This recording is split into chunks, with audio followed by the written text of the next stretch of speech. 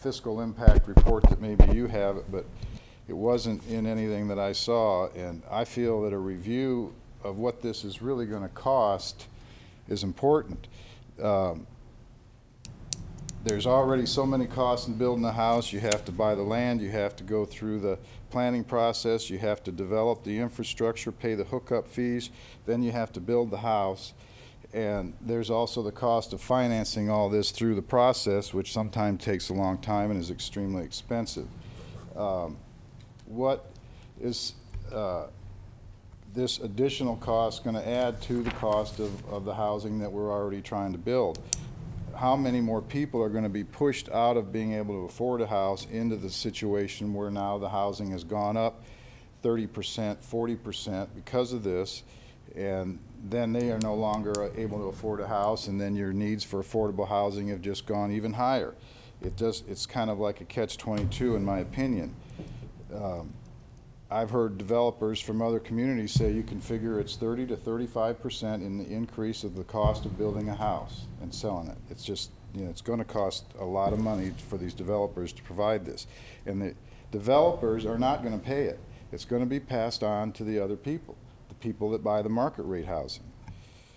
Another question is, what can these low-income people, households afford to pay? It's a function of financing, it's a function of down payments. In order to meet the requirements of this ordinance, these developers may have to give these houses to these people. Look at the financing that right now nobody can get loans. If people have to build 25% of their houses that affordable households can afford and they can't get loans, what situation does that put them in? They're going to have to give them to these people, and then more and more people can't afford them. The other thing that I think the board should look at, and I've asked to see this study before, and that is what accomplishments are being made towards meeting these regional housing needs.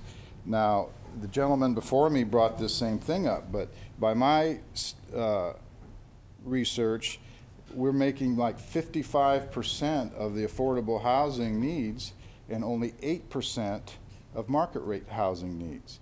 That we need housing in this county, we need all kinds of housing.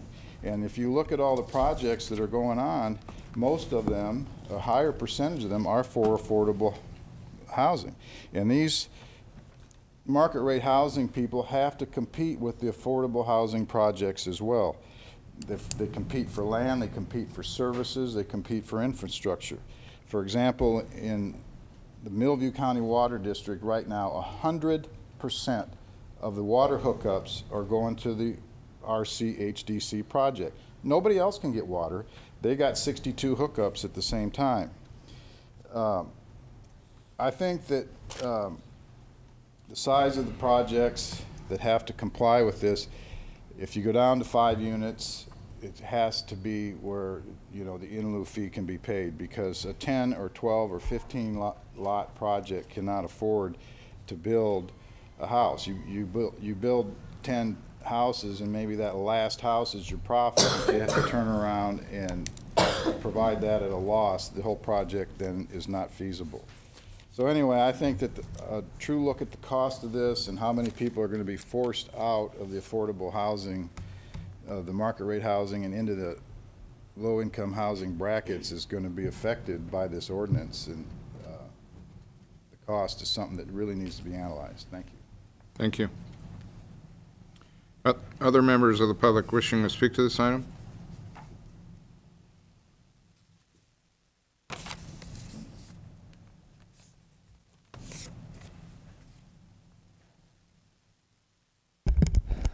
Good morning. My name is Andy Gustafson, and I'm here representing Chris Stone, who is out of town, and he is one of the other developers here in town, or I should say home providers, which wanted me to express his concerns to the board regarding the inclusionary ordinance. A lot of the points that were made before me regarding how an inclusionary ordinance may impact the price of housing are shared by Chris, and I'm not going to repeat those. But there is this issue regarding how this ordinance was crafted, basically on a framework or an economic setting that happened in the past, and today we're in a totally different environment. We don't know how this market's going to react, how housing values will adjust, how the Mendocino County housing inventory will change in time. And this ordinance really is not accommodating for those changes. It's not nimble enough to deal with these new economic conditions. There is a provision I'd like to call your attention to that I think the board should consider more detail, and that is in the last section regarding waivers. And it was mentioned previously that this provision, or this section of the ordinance, this is on page 14 of 14, the second to the last section, adjustments, modification, and waivers, that there could be circumstances in which a developer can come before you and seek changes. Well, I would suggest this is a very key provision to keep this ordinance nimble. If the state is requiring the county's housing element to have an inclusionary ordinance, it needs to have a provision that allows for this mandatory ordinance to be put into suspension when economic conditions would suggest that increasing the cost of housing would basically stifle or kill any market rate, any housing development in this county. So I think it would be very useful for this